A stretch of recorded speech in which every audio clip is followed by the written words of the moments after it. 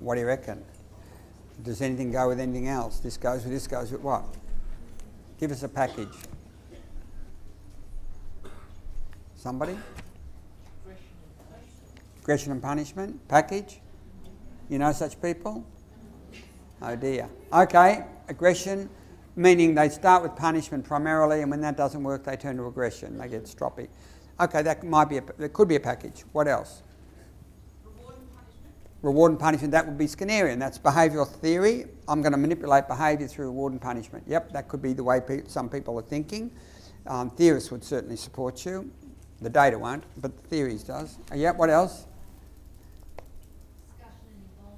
Discussion involvement, like inclusive, humanistic stuff. So, yep, discussion involvement would be part of a theory, humanistic theory in a sense. So, yeah, that could be. What else? Who?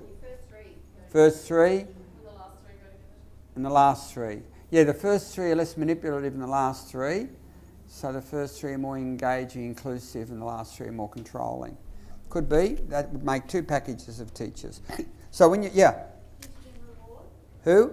Hinting and reward. Hinting and rewards, yep, okay. Trying to, basically nice stuff. So what happened in reality, I just shove it all into a computer. And I say, okay, computer, you've got these 6,000 responses. Let's see which ones go together. And you were right about one of them because that did, and I had to call it something. So I called it coercive. So I now have a style of discipline out there, secondary, but my guess is equally as applicable to primary. By the way, it also is applicable to 3 other countries that my students have investigated, which is interesting. So there's a style out there, and if we knew who those teachers were, we wouldn't select them, I guess. Because it's not good for them either. I mean, we're not saying they're enjoying this. But that's one. Now, the others are like this, believe it or not. Only one other. And notice the punishments in both, which is a bit unusual in factor analysis, but it's allowed for in the type I used. So, what am I going to call that? It's got reward and punishment, and that's the only two, just those two. But it's sort of not like the other punishment. It's still punishment.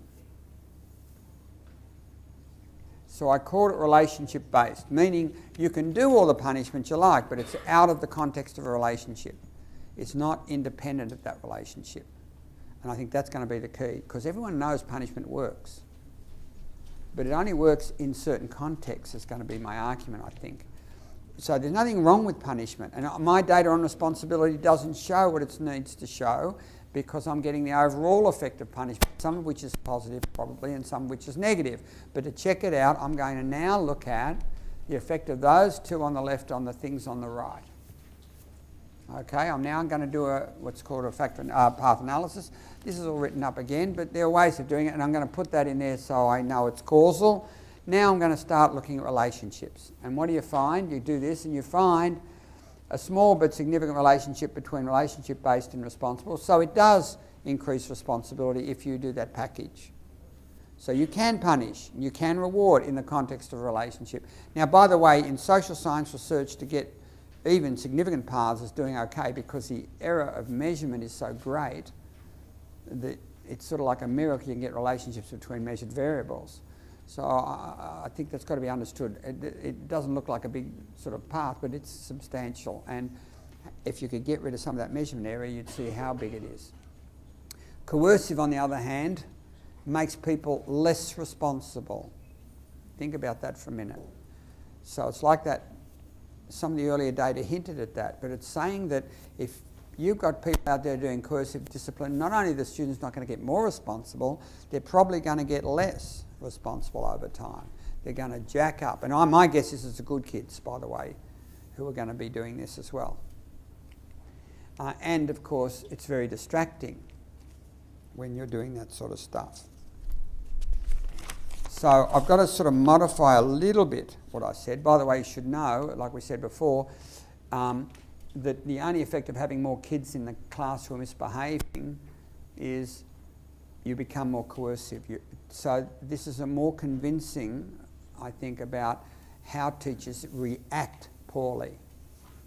So when there are more misbehaving kids, the only thing it prompts is more coercive. It doesn't prompt the other stuff, which is what we saw before. So we've got a problem. We've got to somehow overcome that reaction of teachers, and that's being controlled by the kids. So that analysis is really telling. It shows us really what we know, which is that when we allow them to control us, we turn to the wrong kind of discipline. So they control us, we do what we do, that makes them worse. They control us because that means more of these are going to happen, and so on and so forth. It's all locked in. And it's an interesting analysis. So now I can't just say punishment. I've got to say punishment without a working relationship. You know, and Bill Rogers used to talk often about re-establishing a working relationship. And he was right, of course. Because unless you if you punish someone, you've got to re-establish your relationship with that person. Otherwise, the punishment's not even going to work. And worse than that, it's going to be counterproductive. And yet you'll find kids, if I ask them, when was the last time, you know, have you ever been punished by someone who doesn't like you in this school? They'll probably tell me. Not as much in primary. Yes? Why is it taking us till what, the 2000 something to come up with this conclusion? Why in centuries of dealing with children have we not come to this? You know, I was controlled. I was made more responsible by teachers who didn't like me when they punished me. They first punished me by doing things, and then they gave me a strap that I could move my hand down a little bit. And then they figured out if they bent you over a desk and hit you with a T-square, there's nowhere to go. At which stage I stopped misbehaving. So they learnt, and I didn't hate them for it. I just figured that's what teachers did. So I guess the hierarchical... that's a good question. See, I can tell you what's happening. Look at this. You've got a page. Let's play with this a minute. It's page number 2. Let's divert.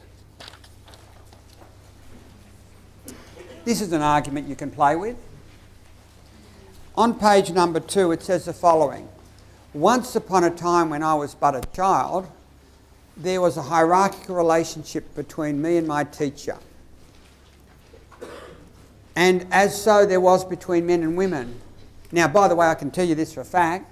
There was certainly a different relationship between men and women. 2 reasons I know this. One, in 1974, I was on the staff of Kew High, and I, along with 5 other men, got to decide whether the women could wear pantsuits to teach in. Not bad? Now, would that happen tomorrow? I don't think so. I don't think there'd be a committee that didn't have women representative, and why would we be discussing what they're wearing anyhow? But that's what it was like then. Secondly, my other piece of evidence is, having been married for 42 years, when I started in this relationship, I would have been able to say, there's a conference in Canberra in a month's time, and I need to go, it's work-related. It'll be 5 days. And that would have been it. Now, if I had a conference in Canberra this year, about October, about May, I would say,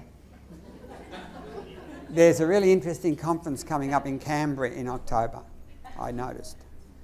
And I wouldn't say anything else for at least a month. And now it's June, right? So June, I would say, I've been looking at that conference. It seems highly related to what I'm doing at work. It's quite interesting. Nothing else. Now it's July.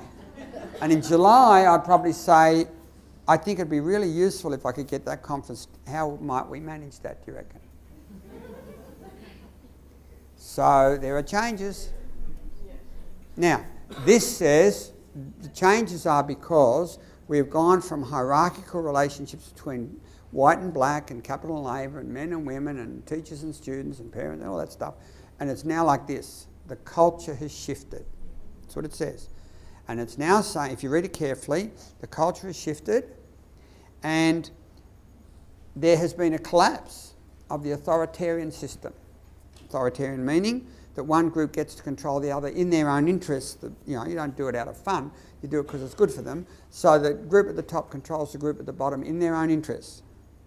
So I want you to read that carefully and then tick a box on that sheet to see what you think. Do it individually first and then share